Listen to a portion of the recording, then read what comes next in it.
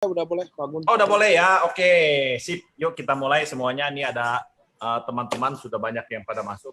Cuma ada berapa ya? Sudah ada 312 yang sudah masuk.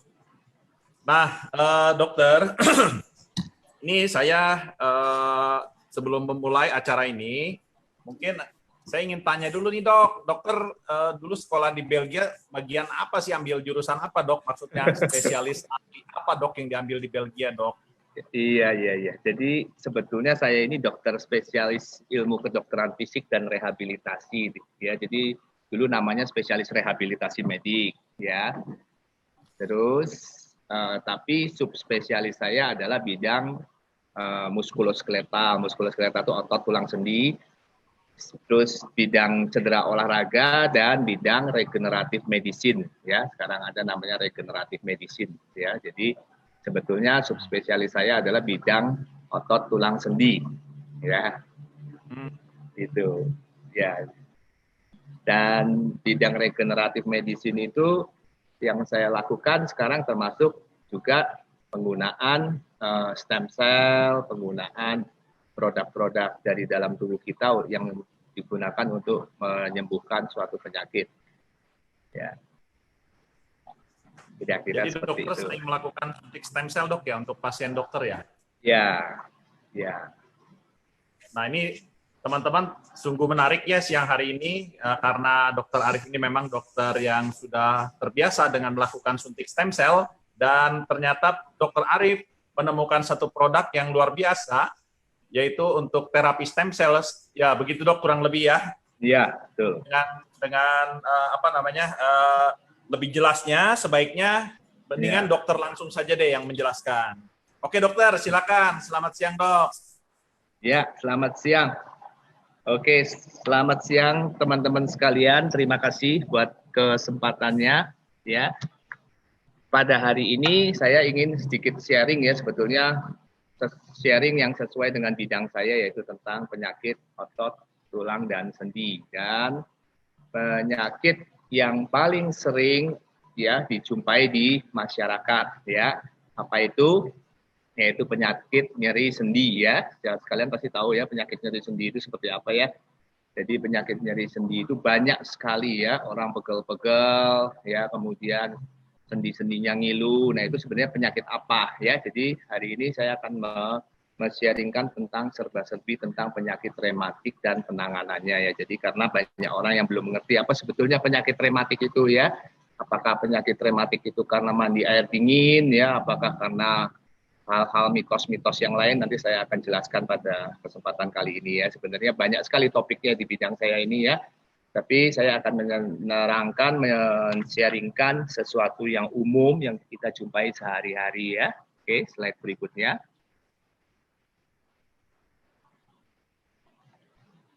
Slide berikutnya.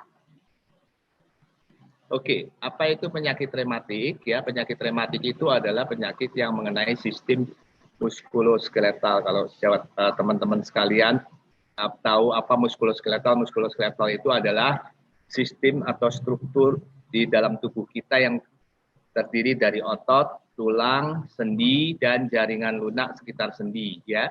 Dan penyakit ini mengenai sistem muskuloskeletal, ya, bisa terlokalisir, ya, lokal atau dapat juga disertai gejala sistemik. Jadi gejala sistemik itu artinya ada demam, ada menggigil, ya, nyeri seluruh tubuh dan sebagainya. Ya, atau juga penyakit rematik ini bisa mengenai organ lain ya. Semua organ pada prinsipnya bisa terkena penyakit rematik ya. Tapi utamanya adalah sistem muskuloskeletal. Jadi penyakit rematik ini bukan karena suatu trauma akut ya. Oke, slide berikutnya. Jadi bisa mengenai semua sendi ya. Jadi penyakit rematik ini nama lainnya artritis ya, atau radang sendi ya. Teman-teman sekalian sering dengar kata artritis. Ya, artritis itu artinya radang sendi dan ini termasuk penyakit rematik ya. Slide berikutnya. Nah, ini adalah salah satu contoh penyakit rematik yang sering terjadi ya pada usia muda seringnya, dan 80-90% kenanya laki-laki ya yang disebut dengan ankylosing spondylitis ya. Kalau sekalian pernah lihat orang yang jalannya bungkuk ya, kemudian kalau menengok kepalanya harus sama badannya kaku semua badan ya, tulang belakangnya nempel semua kalau di ronsen seperti ini namanya bambu spine ya.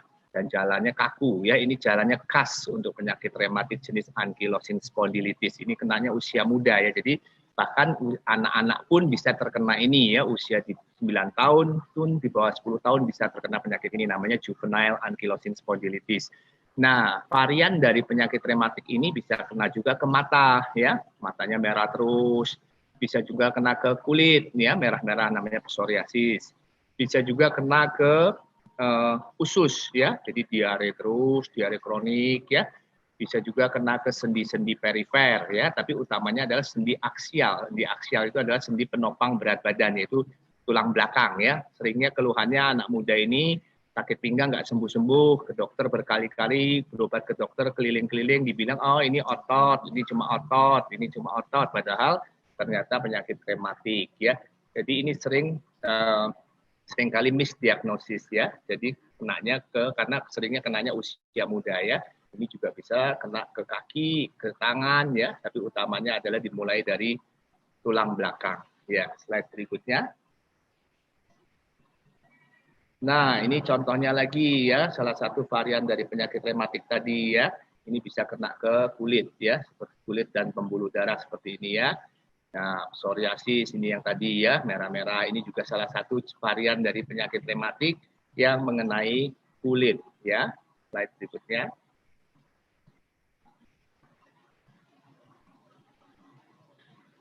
Slide berikutnya. Ya, jadi sendi mana saja yang dapat terkena penyakit rematik pada dasarnya adalah semua sendi di tubuh kita bisa terkena penyakit rematik ya. Sendi itu adalah apa? Sendi itu adalah hubungan antara tulang dengan tulang yang memungkinkan suatu pergerakan, itu disebut sendi ya. Jadi bisa kena sendi bahu, sendi siku, sendi pergelangan tangan, sendi tangan ya, kemudian juga sendi panggul, leher, sendi lutut, pergelangan kaki dan jari-jari kaki, semua bisa terkena penyakit rematik ya. Yang disebut sendi aksial ini adalah sendi penopang berat badan, yaitu tulang belakang dari leher sampai tulang ekor ya. Kalau sendi perifer ini adalah yang di tangan ya, siku, kaki ya.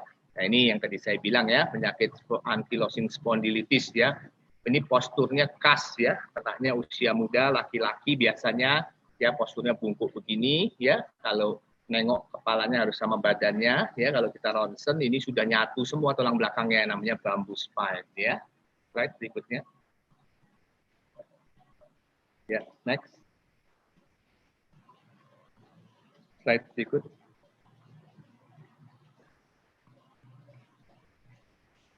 Ya, slide berikutnya. Ya. Ini adalah salah satu lagi contoh penyakit rematik pada tangan ya. Ada yang namanya osteoartritis. Nah, osteoartritis ini ya seringnya jarinya seperti ini ya, kaku-kaku, bengkak-bengkak ya, ini disebut orang awam bilang pengapuran sendi ya. Jadi kalau ada juga yang namanya rheumatoid arthritis. Nah, kalau rheumatoid arthritis ini biasanya lebih progresif, sendinya lebih cepat rusaknya ya, jadi bengkok-bengkok seperti ini ya. Ya, ini termasuk rematik yang kena ke tangan. Dan ada juga yang kena ke jaringan lunak. Penyakit rematik itu bisa juga kena ke jaringan lunak, yaitu jaringan lunak itu otot, ya, terus tendon, ujung otot, selaputnya tendon, ya. Ini contohnya adalah trigger finger, ya. Jadi pada saat kita menekuk jari bisa waktu meluruskan susah dan berbunyi klik. Nah, ini adalah namanya trigger fingers. Ini termasuk penyakit rematik jaringan lunak, ya. Slide berikutnya. Ya, slide. Oke. Slide. Ya. Nah, ini yang paling sering ya, penyakit rematik mengenai sendi lutut ya, atau yang disebut sering osteoartritis ya. Osteoartritis itu pengapuran sendi itu. Sebetulnya bukan pengapuran yang sebenarnya, cuman itu tulang rawannya sudah tipis. Kalau di ronsen kelihatan seperti ada ujung-ujung sendinya menebal, tapi sebetulnya itu bukan pengapuran yang sesungguhnya. Jadi jangan salah kaprah, karena banyak juga yang beranggapan, oh saya nggak boleh banyak minum kalsium, nanti Jadi pengapuran sendi itu adalah mitos yang salah ya, sekaliannya tidak ada hubungannya antara konsumsi kalsium dengan pengapuran sendi ya. Nah ini contohnya ya, lututnya bengkak ya, kemudian kaku pada digerakkan ya, saat digerakkan dan bunyi ya, itu adalah salah satu contoh dari gejala penyakit osteoartritis ya. Slide berikutnya. Ya, apa gejala penyakit rematik? Ya, ini gejala penyakit rematik ya. Sejawat sekalian, kalau gejala penyakit rematik itu pertama kali adalah nyeri sendi, baik pada saat diam maupun digerakkan atau ditekan.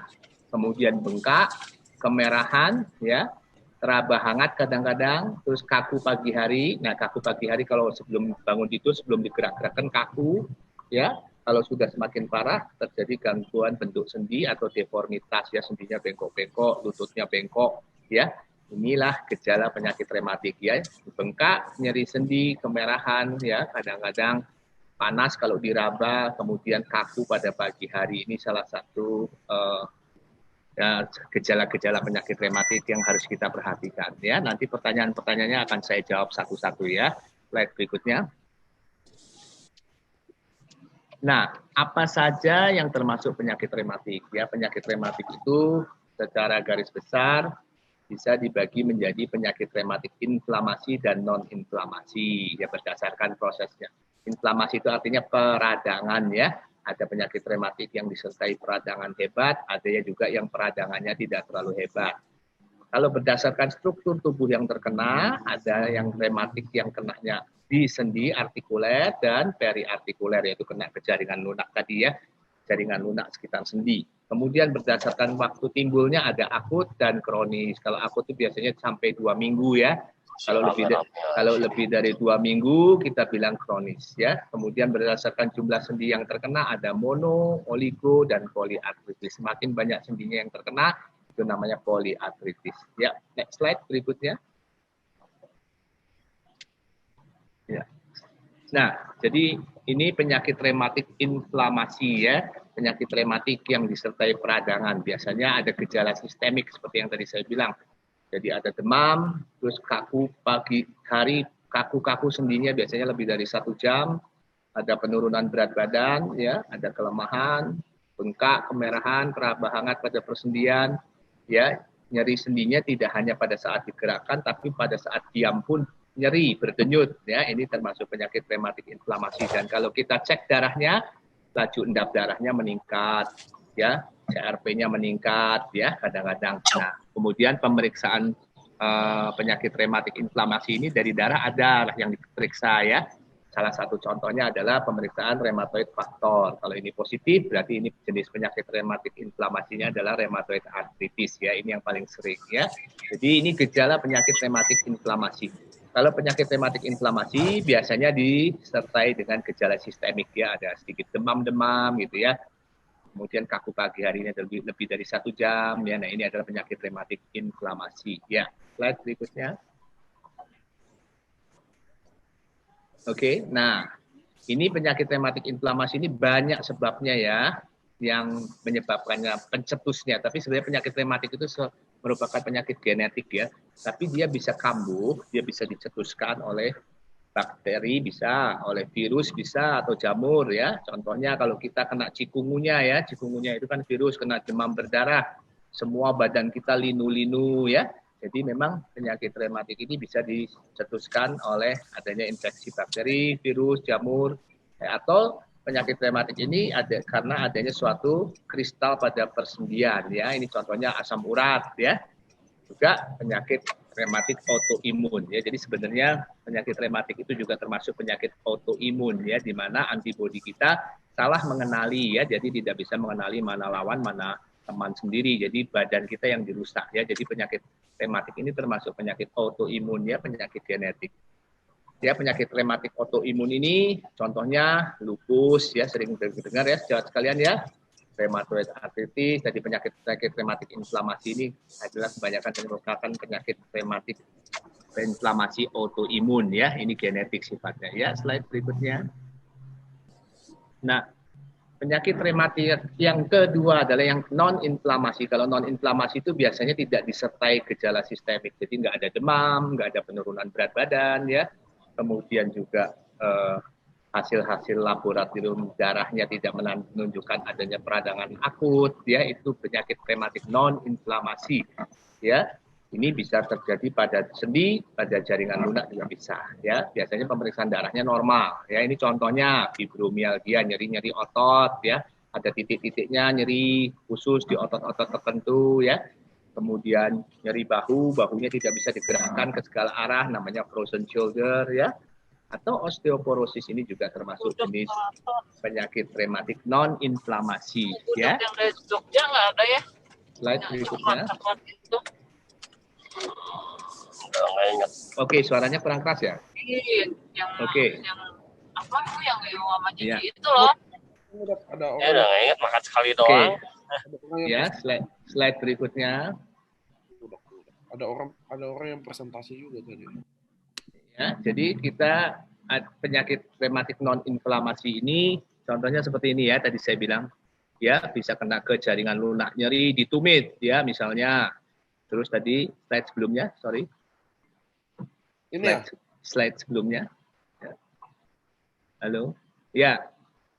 Ya, ini ya. Kita lihat ini penyakit rematik non-inflamasi ya, bisa kena ke tumit ya, nyeri waktu pertama kali bangun tidur, napak pertama kali bangun itu sakit di tumitnya, sakit di ototnya, atau di sini di pembungkus tendonnya ya, namanya decurvans, tenosynovitis, trigger finger, ya di shoulder, di bahu, di sini di elbow ya, ini bengkak begini karena asam urat juga ya, ini juga disebut penyakit rematik non-inflamasi kena ke jaringan lunak ya. Slide berikutnya.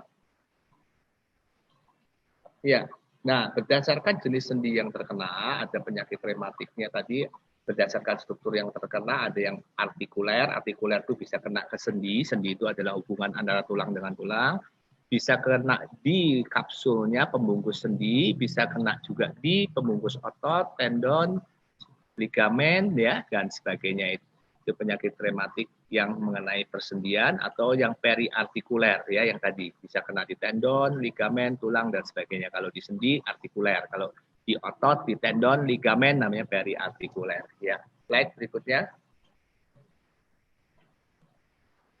Ya, nah kalau berdasarkan penyakitnya tadi, rematik akut kurang dari 6 minggu ya, atau penyakit kronis, rematik kronis lebih dari 6 minggu. Kalau monoartikuler berarti satu sendi, kalau kenanya lebih dari 24 sendi namanya oligoartikuler, lebih dari 4 sendi namanya poliartikuler. Ini istilahnya ya, jadi kalau teman-teman sekalian kena penyakit rematik ya, ada berdasarkan penyakitnya akut, kronis, jumlah sendi yang terkenanya seperti ini ya. Slide berikutnya.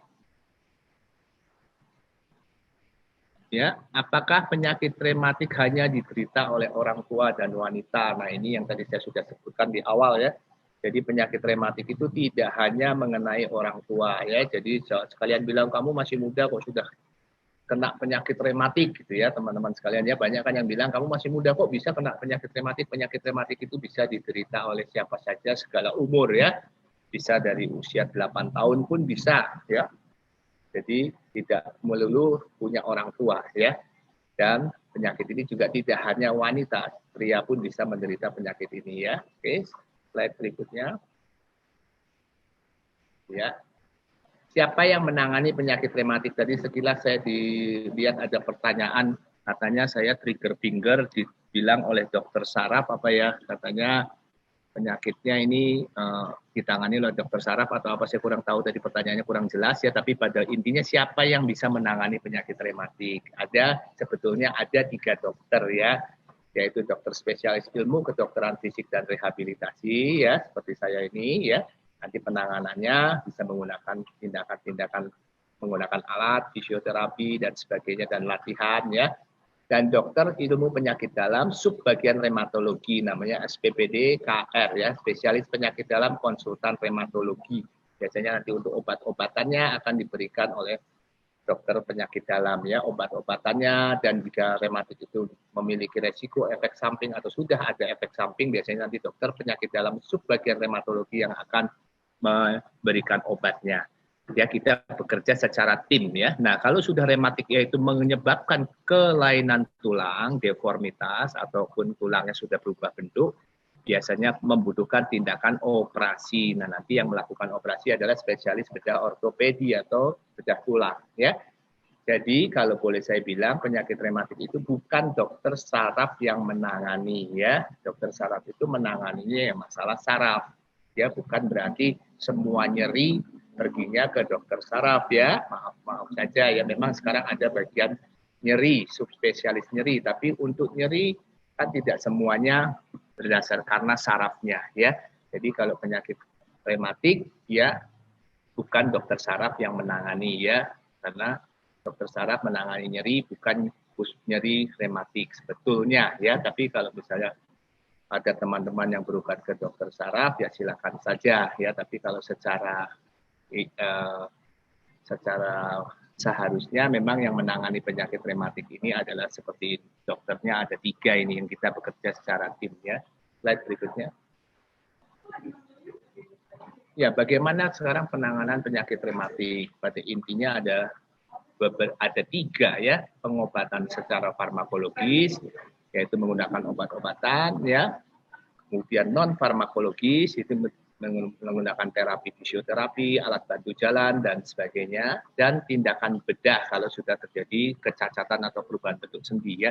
Obat-obatan ini hati-hati ya sejawat sekalian ya, jangan beli obat rematik sendiri ya, khususnya banyak tuh ya sakit rematik beli di apotek, beli obat sendiri karena berbahaya. Kenapa? Karena obat-obat rematik itu banyak efek sampingnya ya. Efek samping ke pencernaan, efek samping ke jantung, ya, ginjal, dan sebagainya. Jadi jangan beli obat-obat rematik sendiri, apalagi banyak itu di toko-toko obat, di apotek dijual pil kombinasi ya untuk rematik, asam urat, langsung dikasih pil kombinasi itu kebanyakan istrinya kortikosteroid. Ya memang cespleng ya, sekali minum besok sudah bisa jalan, bisa lari. Tapi kalau diminum terus jangka panjang lebih dari 2 minggu saja sudah akan timbul efek samping ya. Jadi hati-hati dengan jamu-jamu rematik, hati-hati dengan obat-obat rematik ya, harus diminum sesuai dengan petunjuk dokter ya, jangan beli resep sendiri ya sekalian ya, karena saya banyak dapat kasus ya pasien rematik yang bikin dia sakitnya parah bukan karena penyakitnya tapi karena minum obat-obatan rematik jangka panjang dan diminum sendiri ya. Minum dikasih tahu temannya minum ini, minum itu, percaya saja tahu-tahu langsung efek sampingnya banyak ya. Jadi hati-hati dengan obat-obatan ini ya. Nah, tindakan bedah ini kalau sudah terjadi kecacatan pada sendinya. Oke. Ya, slide berikutnya. Nah, apakah obat rematik aman? Tadi saya sudah bilang ya, penyakit rematik itu pengobatannya jangka panjang dan tidak hanya mengandalkan obat ya. Karena obat-obat rematik itu hanya untuk mengurangi radangnya, sehingga kalau radangnya berkurang, kerusakan sendinya juga akan diperlambat ya. Tapi jangan digunakan jangka panjang. Makanya pengobatan rematik itu harus komprehensif ya. Jadi memerlukan tindakan fisioterapi, perubahan gaya hidup, ya, tidak hanya minum obat terus ya, karena banyak efek sampingnya ya. Nah, kalau sudah kita bisa juga menggunakan selain obat-obatan, kita bisa juga menggunakan berbagai macam suplemen, khususnya yang sudah diteliti bermanfaat untuk penyakit rematik ya. Contohnya ini Marin Placenta. Nah, kita beruntung sekali karena kita mengenal yang namanya SOP 100 plus ya. Jadi Marin Placenta ini SOP 100 ini termasuk Marin Placenta ya. Ini kita sangat beruntung kita mengenal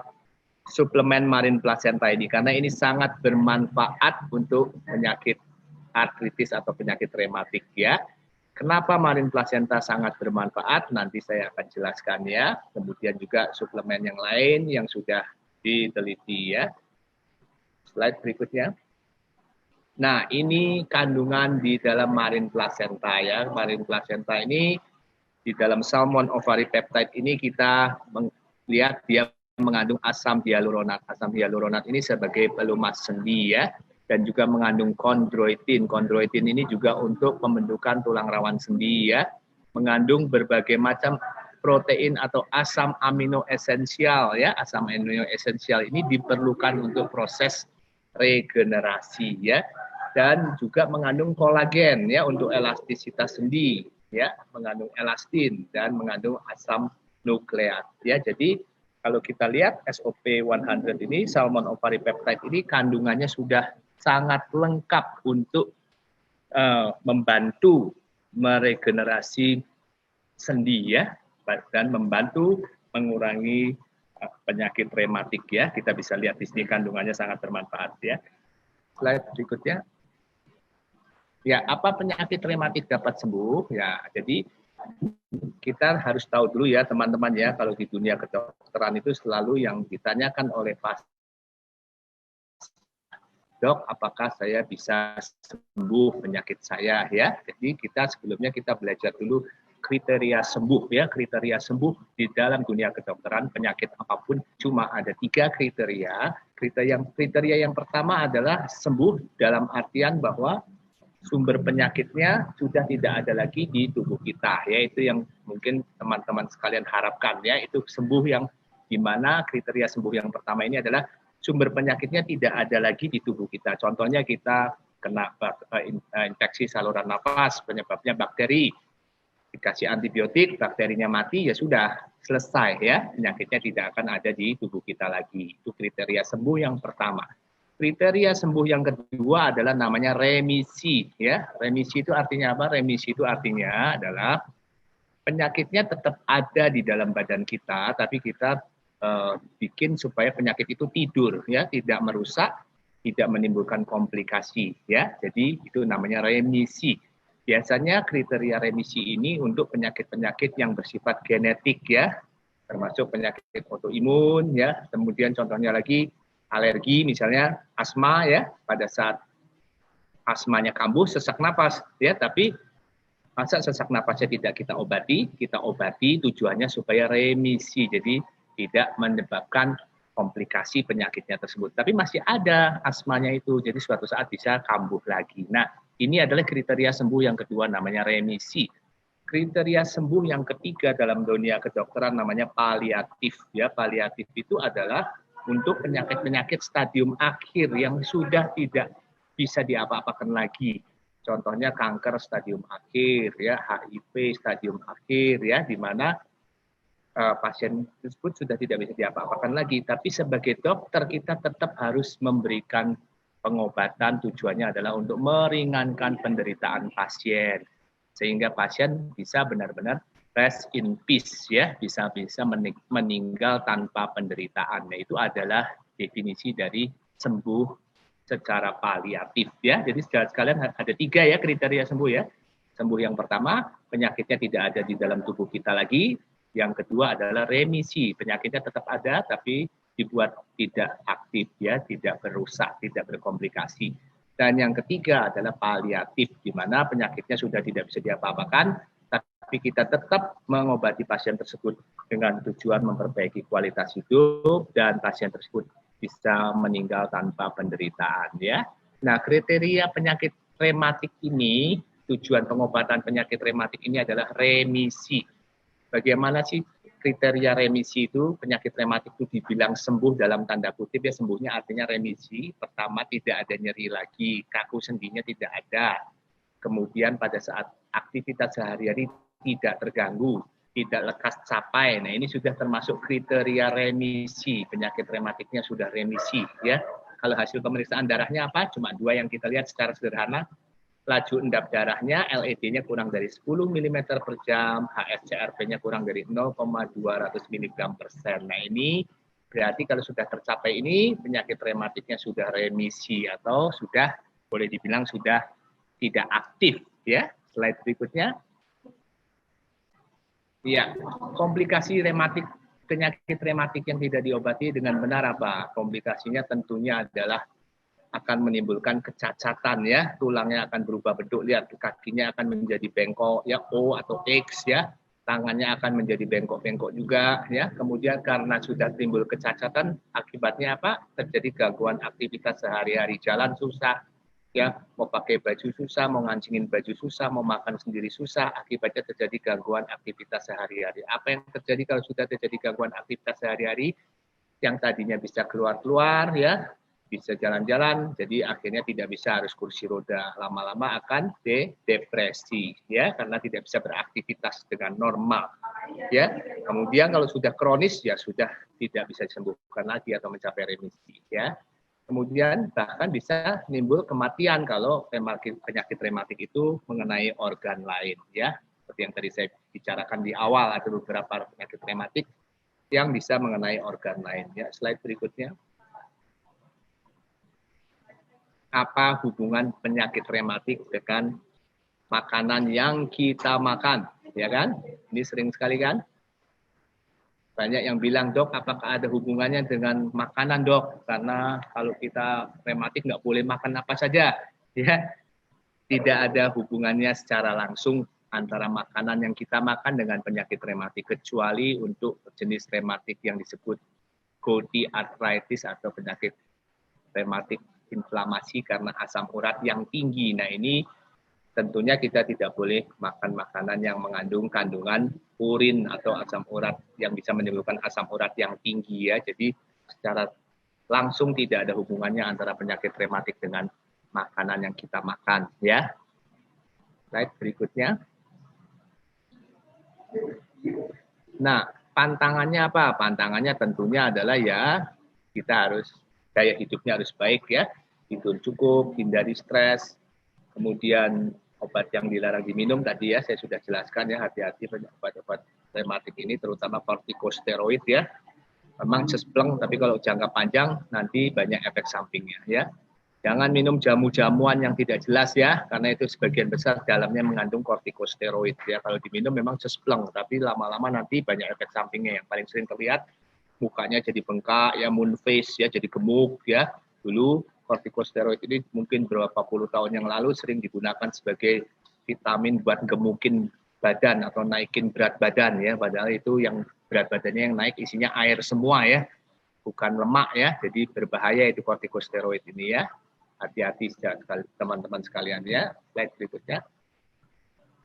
Nah, pantangan khusus apa? Pantangan khususnya tentunya tergantung sendi yang terkena. Kalau misalnya kenanya ke sendi lutut atau ekstremitas bawah atau kaki, ya, hati, jangan banyak jalan, naik turun tangga dan sebagainya, ya. Kalau untuk sendi tangan, ya, hindari aktivitas yang menggunakan tangan secara berlebihan, ya. Nanti biasanya dokter spesialis rehabilitasi medik akan memberikan pantangannya apa, gerakannya yang mana yang nggak boleh, olahraganya apa yang boleh, gerakan ke arah mana yang nggak boleh, nanti dokter rehabilitasi medik yang akan memberitahu, ya, saudara sekalian, ya. Jangan terkena infeksi, ini juga penting diperhatikan pada pasien ataupun teman-teman yang menderita penyakit rematik. Jangan menganggap sepele infeksi, ya, karena infeksi ini akan menimbulkan penyakit rematik itu kambuh. Kenapa penyakit rematik sering kambuhnya tidak sembuh-sembuh, tidak remisi-remisi?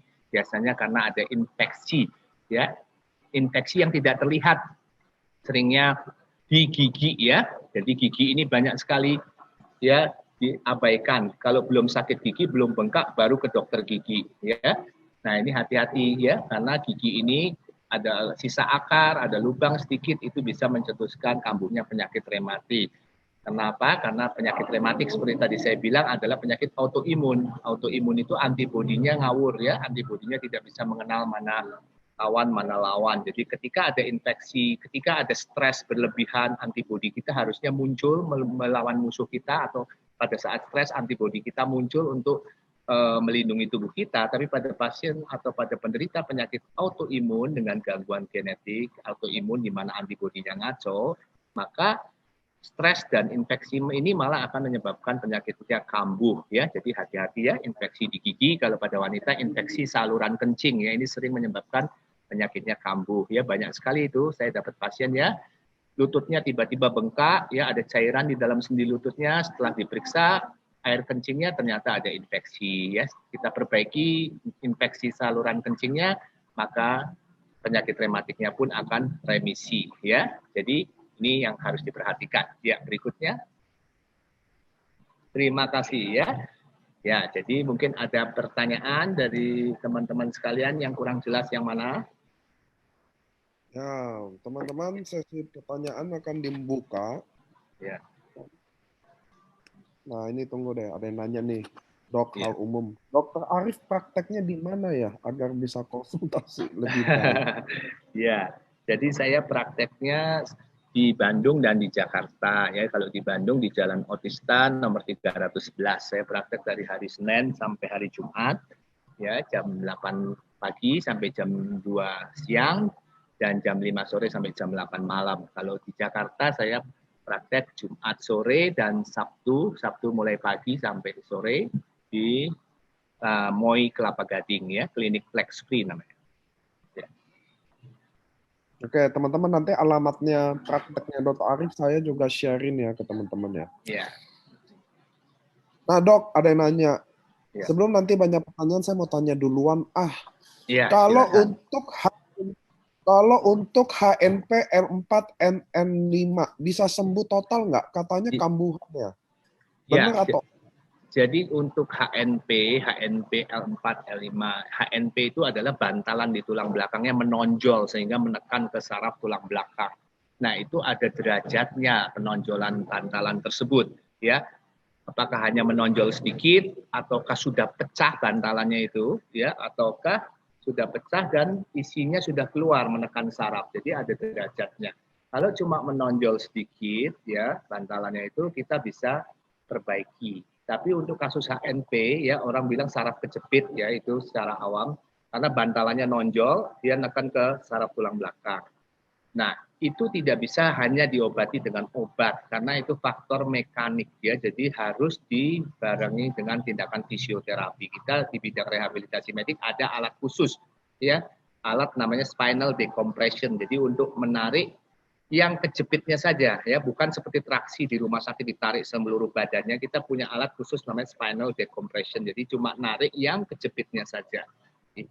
Karena itu faktor mekanik. Jadi tidak ada obat yang bisa menyembuhkan HNP ya, karena HNP itu adalah bantalan tulang belakang kita yang kejepit. Bantalan itu seperti gel bentuknya ya, dia elastis ya, jadi kalau kita tarik dia bisa balik lagi. Jadi nggak ada satupun obat ataupun injeksi yang bisa menyembuhkan HNP. Yang bisa hanyalah faktor mekaniknya dihilangkan, apakah dengan operasi ataukah dengan tindakan fisioterapi ya. Hamil akan gimana, Dok? Mempengaruhi nggak kalau tidak HNP-nya? Akan mengganggu nggak kalau dia Ya, kalau HNP itu kalau derajatnya masih hanya menonjol saja, tentunya akan kambuh-kambuhan. Jadi pada pergerakan tertentu dia akan menyebabkan nyeri. Ya, kalau sudah semakin neken, sarafnya ketekan, dia akan timbul kesemutan, timbul baal. Ya, kalau semakin neken lagi, dia bisa lemah ototnya. Ya, jadi tergantung dari derajat HNP-nya. Kalau didiamkan terus sampai pecah ya bahaya. Nanti kalau sudah sampai ototnya lemas, itu harus operasi. Ya, nggak ada cara lain. Ya. Tapi kalau masih nyeri, masih baal, kesemutan, kita bisa lakukan fisioterapi. Ya. Oke. Ya, jadi operasi pun sekarang ada yang namanya minimally invasive surgery. Jadi nggak usah dibuka semua, kita cuma masukkan seperti kamera, ya. Kita bisa berikan laser di situ, kita bisa berikan disuntik stem cell juga bisa di situ, kita suntik stem cell di bantalannya, ya, untuk regenerasi, ya. Oke, seperti itu. Oke, itu Ya. juga menjawab beberapa teman-teman soal HNP tadi ya, Dr. Arif udah jawab jelas. Terus ada yang tanya, kalau tanda-tanda syaraf kejepit di leher itu tanda-tandanya bagaimana, Dok? Ya, jadi kalau syaraf kejepit itu kalau di leher akan mempengaruhi ekstremitas atas, yaitu mulai dari bahu sampai jari-jari tangan. Kalau syaraf kejepitnya di daerah lumbal atau di pinggang, dia akan mempengaruhi ekstremitas bawah, yaitu mulai dari panggul sampai ujung kaki, jari-jari kaki ya. Jadi itu syarafnya yang mempersarafinya. Kalau di leher mempersarafi di tangan ya, kalau di kaki dia sarafnya dari pinggang. Jadi kalau kejepit, saraf itu kalau kejepit ada 3 derajatnya ya. Yang pertama kalau kejepitnya baru ringan dia akan timbul nyeri ya. Semakin dia ketekan saraf itu ibarat kabel ya, kabel listrik ya. Kalau ketekannya sedikit dia baru nyeri. Kalau ketekannya semakin ke dalam dia akan mulai timbul kesemutan, baal ya. Kalau tekannya lebih dalam lagi, aliran listriknya sudah tidak ada, maka ototnya akan lemah. Ya, itu gejalanya. Oke. Ada yang nanya, apa yang dokter sebut tadi semua itu penyakit saya? Ya. Saya sudah lama memakan SOP, berapa lama baru bisa ketahuan hasilnya? Iya, oke. Jadi SOP itu adalah salah satu, saya jelaskan kepada teman-teman sekalian ya, tetap SOP itu bukan suatu obat ya, SOP itu adalah food supplement atau makanan kesehatan ya yang sudah mengalami berbagai uji klinis dan ternyata signifikan atau bermanfaat untuk membantu proses penyembuhan atau proses regenerasi ya. Sekali lagi ya teman-teman sekalian ya, jadi SOP ini bukan obat ya sekali lagi, tapi makanan kesehatan atau suplemen yang sudah melalui uji klinis yang bermanfaat membantu proses penyembuhan. Jadi seperti obat pun sama, SOP pun sama, respon tiap orang berbeda ya. Jadi ada orang yang minum misalnya 2 bulan sudah ada efek, ada yang minum 1 minggu, 2 minggu sudah ada efek, tapi ada yang minum sudah 4 bulan kok nggak kerasa apa-apa. Nah, jadi bagaimana caranya kita mengetahui ini ada efeknya untuk kondisi kita? Ya tentunya kita harus sesuaikan dosisnya ya. Biasanya dari penelitian-penelitian kan yang kita lihat di uji klinisnya SOP rata-rata minumnya adalah 6 sampai 8 minggu kan, dia 2 bulan, 3 bulan itu penelitian-penelitiannya akan memberikan efek ya. Pasti akan memberikan efek, tapi tiap orang efeknya berbeda-beda tentunya ya. Jadi bagaimana kita mengetahui kalau SOP ini ada efek? Pertama kita bisa coba dulu mungkin minum 1 kali 1 ya, selama saya biasa anjurkan kepada pasien saya akan coba 1 kali 1 seminggu. Nanti kemudian kita naikkan ya, minggu depannya 2 kali 1 ya, kita naikkan lagi sampai merasakan manfaatnya ya, misalnya 3 kali 1 ya. Nah, sampai merasakan manfaatnya. Tapi jangan sampai ada efek samping. Efek samping yang paling mudah adalah apa? Kalau kita makan salmon ovari peptide atau SOP ini seringnya efek sampingnya adalah diare ya, karena SOP ini bisa ada efek laksatif ya. Jadi kalau kita minumnya kebanyakan juga nanti kita bisa diare ya, karena SOP ini kan mengandung asam amino ya. Kalau kita banyak makan protein juga bisa diare ya.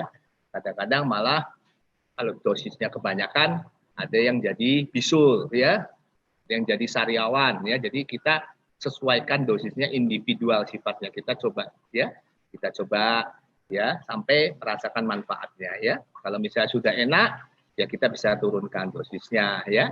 Tapi sehari maksimal berapa?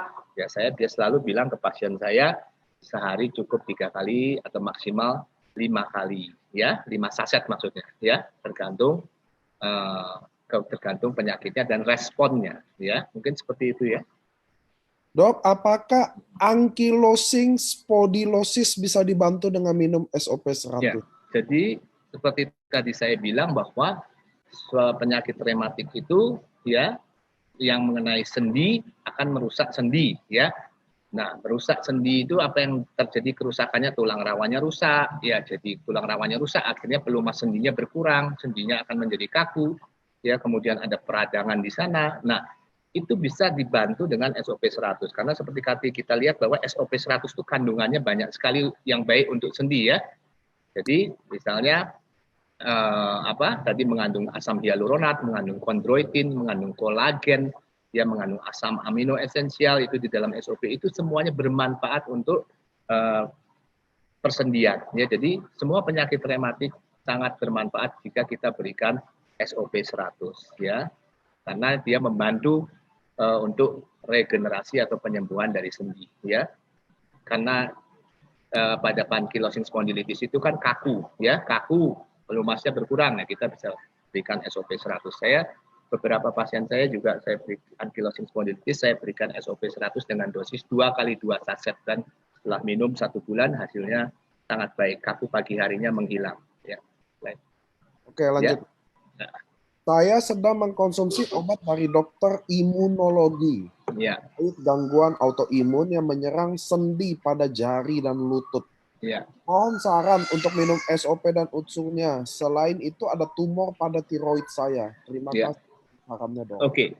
Jadi untuk kasus untuk minum SOP 100 apakah boleh dicampur dengan obat-obatan yang lain? Ya tentunya boleh saja karena berbeda ya. Seperti tadi saya bilang SOP itu bukan obat ya, jadi tidak masalah dicampur dengan obat yang lain karena SOP ini adalah food supplement atau makanan kesehatan yang membantu proses regenerasi. Ya. Jadi kalau saudara-saudara ada sakit tumor atau menderita autoimun, ya kebanyakan dokter itu kadang-kadang takut kalau pasiennya minum vitamin sembarangan ya, karena memang ada beberapa vitamin yang akan malah meningkatkan antibodi yang ngawurnya. Ya kan penyakit autoimun itu kan antibodinya ngawur ya.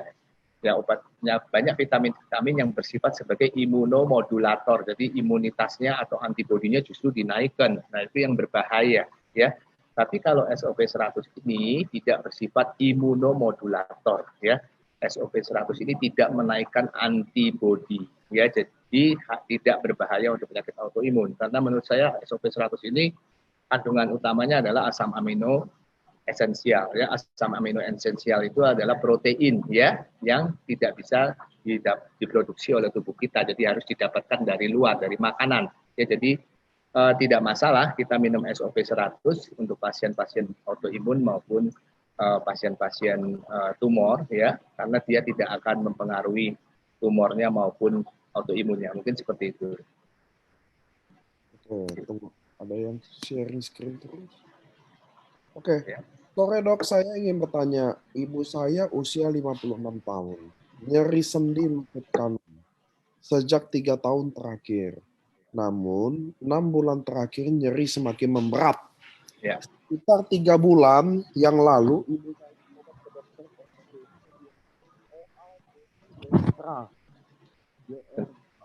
Kenapa? Dia didiagnosa OA Genudextra GR2 dan disarankan untuk dilakukan injeksi pada lutut kanan dengan Durolen serta pola konsumsi dan aktivitas. Iya. Ya. Oke, jadi kalau sakitnya osteoartritis OA itu osteoartritis ya. Yang tadi saya bilang pada lutut, biasanya seringnya ya itu osteoartritis itu salah satu penyakit rematik non inflamasi di mana tulang rawannya rusak sehingga pelumas sendinya berkurang ya. Nah, itu ada grade-nya memang grade 1 sampai 4. Semakin sempit sendinya, semakin rusak tulang rawannya, grade-nya semakin tinggi ya. Nah, itu biasanya memang disuntik hyaluronic acid, asam hyaluronat, itu kayak gel, yaitu salah satu merek dagangnya Durolan ya, dari PT Kalbe Pharma itu ya. Kemudian disuntik pelumas, itu namanya pelumas sendi ya. Itu bisa juga dengan situ. Nah, yang kedua juga tentunya dengan fisioterapi, perbaikan gaya hidup, berat badan dikurangi, aktivitas yang membebani sendi itu dikurangi, dan juga bisa dibantu dengan SOP 100 karena kita lihat tadi SOP 100 kandungannya adalah mengandung asam hyaluronat juga, mengandung kondroitin juga, dan mengandung kolagen juga ya. Jadi bisa diberikan SOP 100. Kalau saya untuk pasien dengan OA biasa saya akan berikan SOP 100 3 kali 1 saset sehari ya. Dan itu akan merasakan manfaatnya setelah 1 sampai 2 bulan. Ya, jadi tidak perlu operasi pasien osteoartritis selama lututnya masih bisa menekuk lebih dari 70 derajat, itu tidak perlu operasi. Ya, bisa dengan tindakan non operasi atau konservatif ya, seperti itu. Oke. Pasien dengan CVI bilateral bagaimana pengobatannya menurut rehab medik? Dan pasien dengan low back pain bagaimana penanganan selanjutnya? Terima kasih dok. Ya, jadi kalau misalnya pasien dengan low back pain ya tentunya kita lihat penyebabnya apa low back pain-nya. Penanganan rehab mediknya ya nanti sesuai dengan penyebabnya apa ya. Kita bisa penanganan rehab medik itu intinya adalah kita berikan edukasi sesuai penyakitnya, kita berikan terapi modalitas bisa dengan alat ya, kita berikan juga terapi latihan, kita berikan juga terapi ortosis prostesis ya, itu alat bantu, alat penyangga, alat bantu jalan ya kalau diperlukan ya. Jadi terapi rehabilitasi medik itu tujuannya adalah untuk memperbaiki fungsi dari seorang pasien ya, supaya tidak timbul kecacatan, juga memperbaiki fungsi dan juga untuk mencegah kekambuhan ya. Jadi terapinya seperti apa tergantung dari penyakit low back pain-nya seperti apa ya. Penyebabnya apa gitu. Oke. Dok, nanti dokter jangan lupa ya tulisin alamat praktek dokter di chat ya, biar teman-teman soalnya ini kan kayak semuanya ke sana doang pertanyaannya nih. Oke. Gimana? Oke. Ada lagi, Dok? Apakah SOP dan UTSU mengandung purin tinggi mengingat bahan dasarnya dari hewani? Oke, ya. Apa purin apa sih? SOP 100 maupun Otsukushi tidak mengandung, bukan seperti protein hewani yang di mana kandungan purinnya tinggi ya. Jadi beda ya. Untuk pasien-pasien dengan asam urat atau penyakit rematik asam urat itu kan tidak boleh mengandung purin yang tinggi. Nah, purin yang tinggi itu biasanya didapatkan dari protein hewani yang banyak, bukan pada pada mamalia, bukan pada ikan ya. Jadi seperti daging merah, jeroan, nah itu purinnya tinggi. Tapi kalau pada ikan salmon itu tidak mengandung purin dan jenis protein asam amino esensialnya berbeda ya. Jadi tidak akan menyebabkan asam urat ya. Konsumsi SOP maupun Otsukushi aman ya. Ya, seperti itu. Oke, ada yang nanya, agar infeksi tidak terjadi do and don't-nya apa aja, Dok?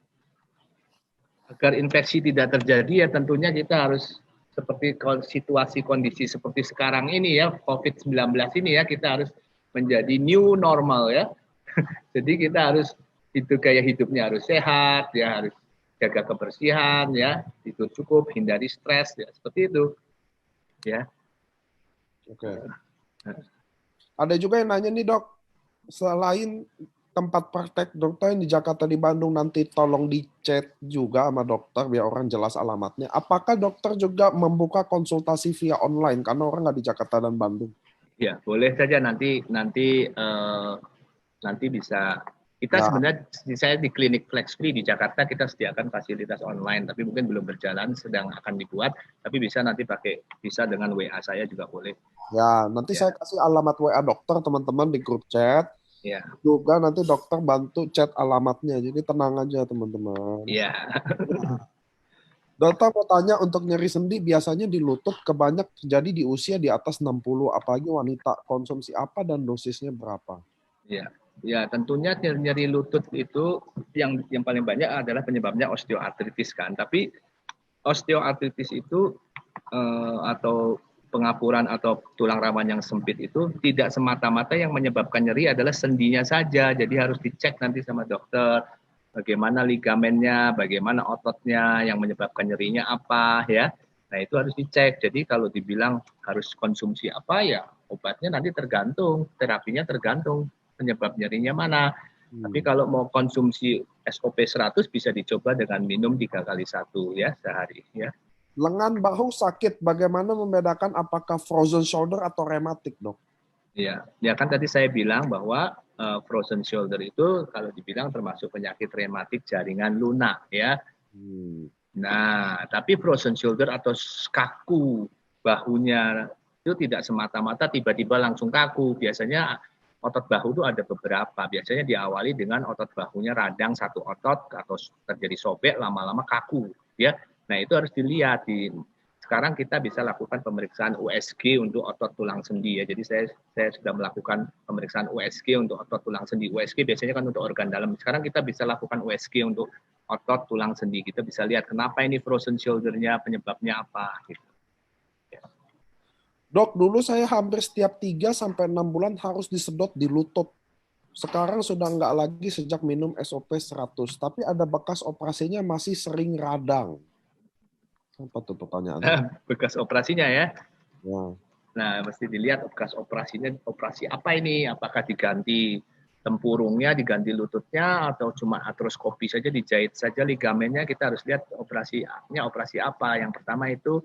Yang kedua juga, kenapa bisa sering radang, bisa sering sakit? Ya kan harus dilihat penyebabnya apa. Apakah kalau misalnya diganti tempurungnya, ada yang bergeser posisinya, alat yang di dalamnya itu, ataukah ada yang kejepit, ya banyak sebabnya.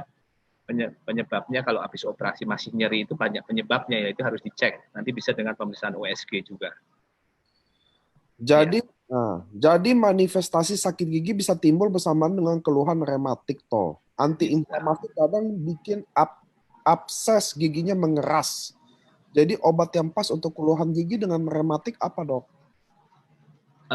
Tentunya ya untuk giginya ya harus pergi ke dokter gigi ya, kita perbaiki ya giginya ya.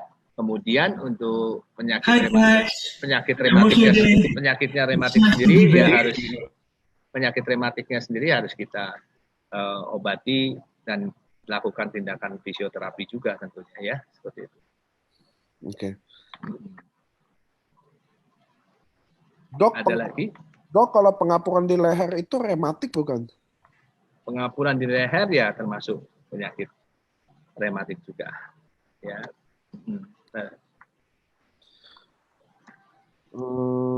Dok, iya nanti alamat dokternya, tenang aja teman-teman. Bagaimana cara supaya sakit finger trigger nggak kumat lagi? Cara untuk trigger finger nggak kumat lagi, sekarang saya biasa lakukan dengan percutaneous release. Jadi nanti dengan bantuan USG yang nyangkutnya itu kita lepaskan dengan jarum ya, itu tidak akan kambuh lagi nanti. Oh. Dok, kalau jatuh mengakibatkan fraktur remuk dan tulang radius kanan paling ujung di bagian dalam tidak bisa dipasang pen karena patahannya remuk. Jadi harus dipasang fiber gips. Apakah minum SOP bisa menyembuhkan fraktur yang remuk? Ya, jadi minum SOP bisa membantu untuk proses penyembuhan fraktur atau patah tulang, karena kita lihat juga SOP mengandung kolagen juga, ya mengandung juga banyak protein, asam amino, yang elastin yang juga dibentukkan untuk proses penyembuhan patah tulang. Ya, tapi kalau sudah remuk sekali ya harus dioperasi biasanya. Ya.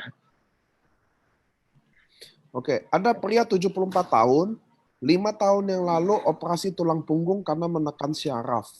Karena operasinya berlangsung lama, menyerang pembuluh darah balik. Jadi sekarang kaki kiri dan kaki kanan sering nyeri.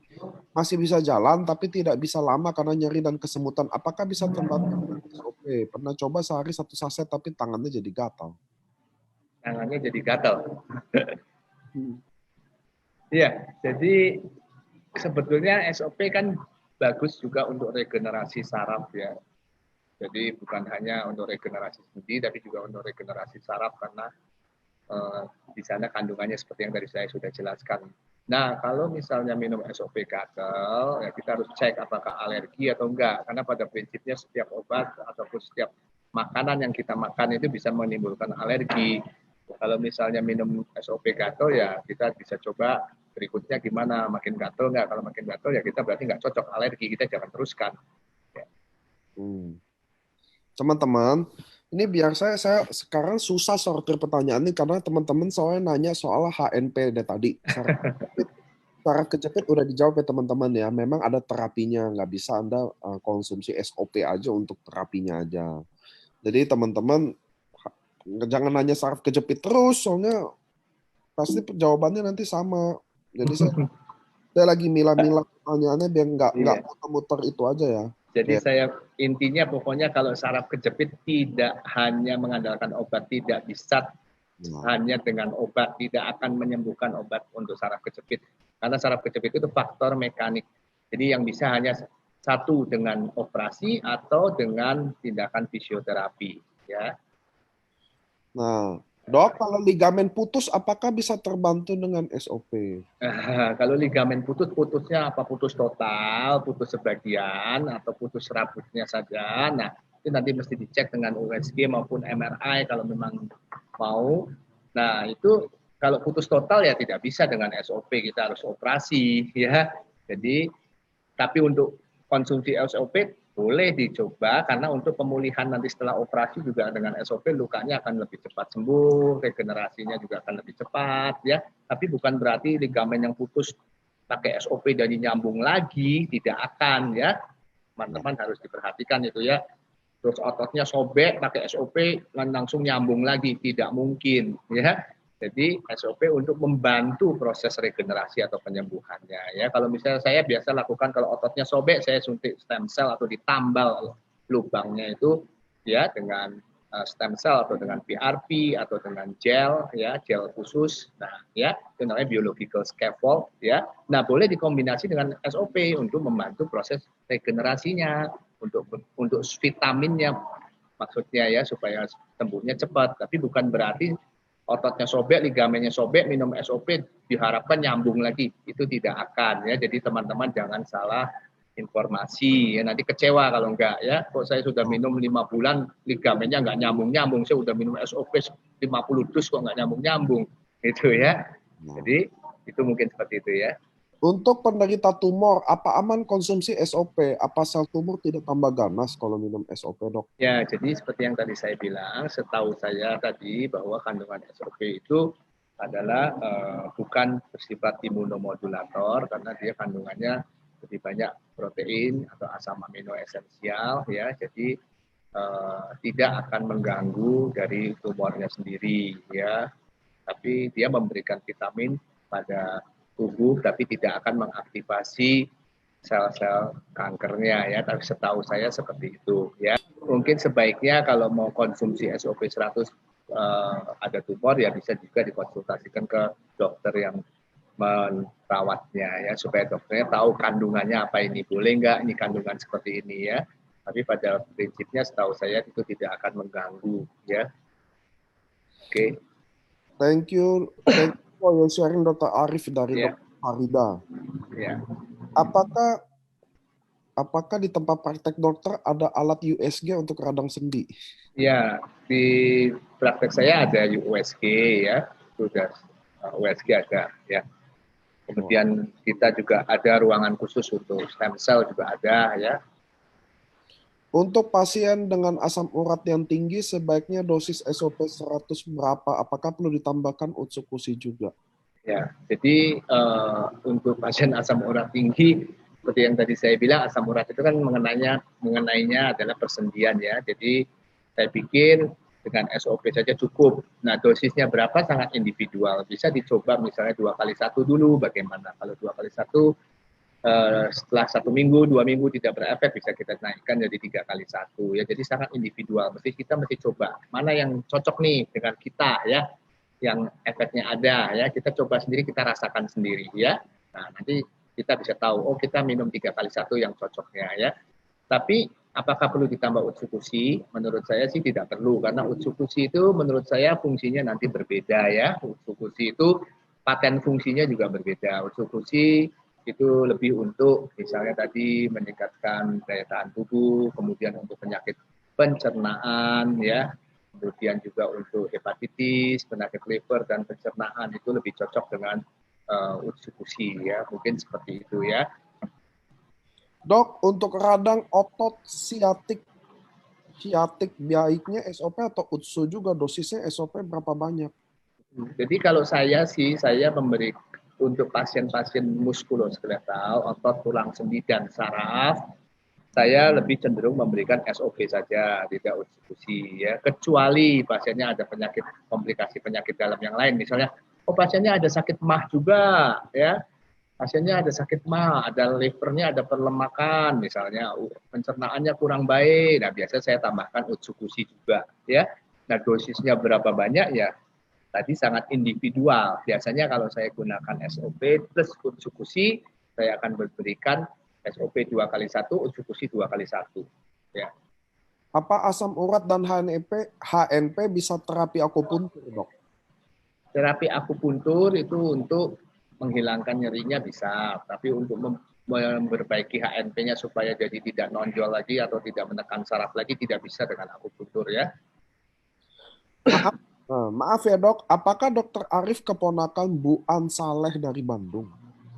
Siapa ini yang nanya ini? Sylvia. Pertanyaannya nggak akan dijawab karena itu pertanyaan konteksnya tidak sesuai. Maaf ya, karena pertanyaannya konteksnya tidak sesuai. Maaf, saya agak telah masuk, bisa. Oh enggak, tunggu. Ada beberapa congkongan saya yang HNP terapi akupuntur. Dok, mau tanya, tumit saya sering sakit, terutama kalau kedinginan. Itu gimana ya penanganannya? Saya 59 tahun. Iya, tumitnya sakit itu nanti mesti dilihat apa. Ya biasanya tumit sakit itu namanya plantar fasciitis. Jadi di telapak kaki itu ada otot seperti kipas namanya plantar fascia. Otot itu akan meregang, memendek pada saat kita berjalan. Jadi kayak per gitu ya. Nah, pada kondisi tertentu otot itu bisa meradang sehingga menyebabkan sakit di tumit karena otot itu nempelnya dari tumit menuju ke ujung-ujung jari-jari kaki. Nah, dia seperti per pada waktu kita berjalan. Nah, karena suatu hal otot itu bisa radang. Suatu hal itu apa misalnya? Misalnya bentuk kakinya flat, datar ya kayak kaki bebek, atau terlalu cekung ya, atau berat badannya berlebihan sehingga memberikan tekanan terus-menerus berlebihan pada otot tersebut, lama-lama radang. Nah, radang itu lama-lama bisa juga menimbulkan penebalan dari tulang tumitnya. Nah, itu yang sering orang salah kaprah ya, ketika di ronsen ada pengapuran di situ langsung bilang, oh ini penyebabnya ini pengapuran karena ada pengapuran di tumit, ototnya ketusuk-tusuk, ini yang menyebabkan nyeri, bukan itu yang menyebabkan nyeri ya. Jadi jangan salah. Jadi kalau nanti ibu berobat ke dokter, dilihat di foto tulang tumitnya ada tajinya, ada tulang rawannya yang menebal, bukan itu yang menyebabkan nyeri. Sekali lagi ya, yang menyebabkan nyeri adalah peradangan di plantar fascia atau di ototnya ya. Kalau memang yang menyebabkan nyerinya tulang rawannya itu ya operasi ya, tapi kan tidak perlu ya. Dok, kalau mau nanya, hiperlordosis vertebrat. Iya, hiperlordosis lumbal itu berarti tulang pinggangnya degek kayak istilahnya kata orang Jawa, nungging gitu ya. Karena itu tulang pinggangnya biasanya bokongnya akan nonjol ke belakang, itu namanya hiperlordosis lumbal.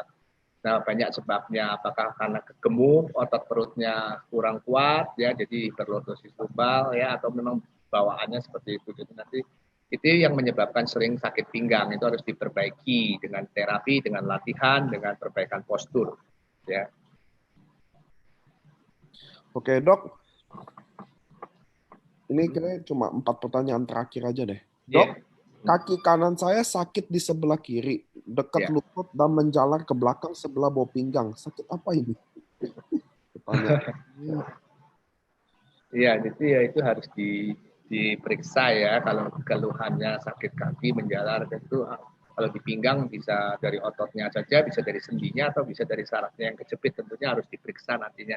Kalau dari saraf kejepit biasanya pada saat batuk, bersin, ngeden, sakitnya akan bertambah dan menjalar kayak kesetrum ke kaki. Nah, itu biasanya karena ada saraf kejepit seperti itu menjalar. Ya. Oke, Dok mau tanya pertanyaan kedua, Dok, kan kita 4 ya. Dok mau tanya, kalau pengapuran tulang minum SOP 100, dosisnya berapa sehari? Oke, jadi kalau untuk pengapuran tulang, tadi saya bilang, saya biasa berikan ke pasien 3 kali 1 sehari. Oke, kalau untuk peradangan otot tumit, berapa dosisnya SOP per hari, Dok? Ya, boleh 3 kali 1. Oke, ini pertanyaan terakhir adalah, kata dokter saya harus suntik piriformis. Piriformis itu adalah otot di bokong, otot yang dalam di bokong, ya, yang sering menjepit ke saraf. Jadi gejalanya adalah saraf yang kejepit namanya nervus sciaticus atau sciatic nerve. Jadi gejalanya namanya sciatica. Jadi sakitnya penjalan sampai ke kaki seperti saraf kejepit. Tapi sebetulnya yang menjepit adalah otot piriformis di bokong itu, ya. Nah, itu biasanya bisa di fisioterapi, bisa juga disuntik untuk melepaskan jepitannya, ya, seperti itu. Tapi suntiknya harus dengan USG, nggak bisa suntik blind. Ya. Nah, teman-teman, saya rasa pertanyaannya udah dulu karena dokter juga masih lanjut lagi dia. Nah, teman-teman, ini saya chat, Anda lihat ya chatnya. Saya adalah kirim alamat praktek dokter Arif. Dan saya akan kasih nomor handphonenya juga. Jadi tolong teman-teman jangan chat dulu. Takutnya nanti ketutupan. Ini saya ada chat sekarang. Dan nomor telepon Dr. Arif adalah 0.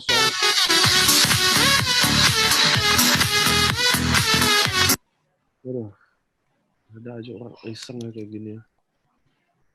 Banyak itu ya, banyak intruder ya.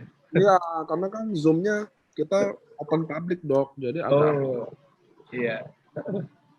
Ada orang-orang yang cari perhatian. Iya.